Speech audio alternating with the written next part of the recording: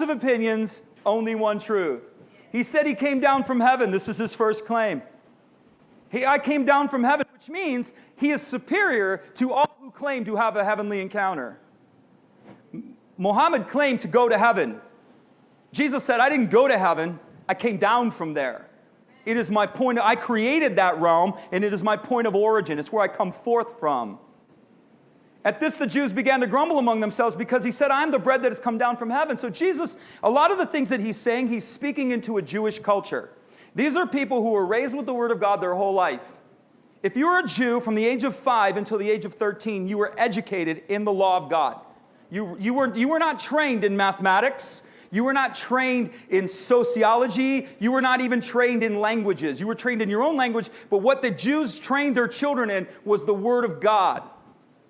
And from the time they were 5 until the time they were 13, and when they were 13, they would be examined by a priest to see if to test their proficiency in knowledge and ability. And if they had proficiency in knowledge and ability, not in math, but in the Word of God, they were allowed to continue to another level.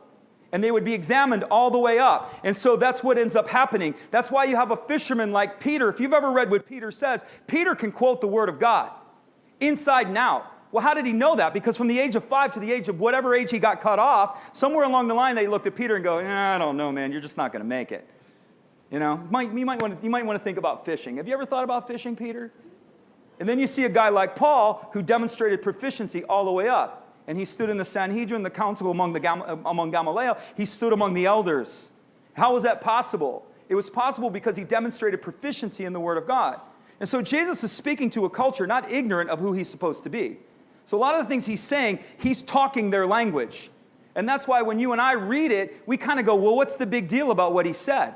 Because he's pushing the buttons. He's telling them, he's speaking to them in a way that he expected them to understand. He expected them to understand what he was saying, and they did.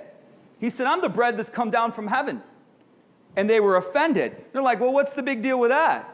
They might have said he's crazy. No, they knew what he was saying. Because he was backing up into the bread and the manna that was in Israel. When the children of Israel came out of Egypt, God provided divine provision. He gave them manna, and the manna came down from heaven. And it was what sustained them and what gave them life. And Jesus is saying, I am the manna that's come down from heaven. I am the substance of life, and I am of divine origin. That's exactly what he's saying.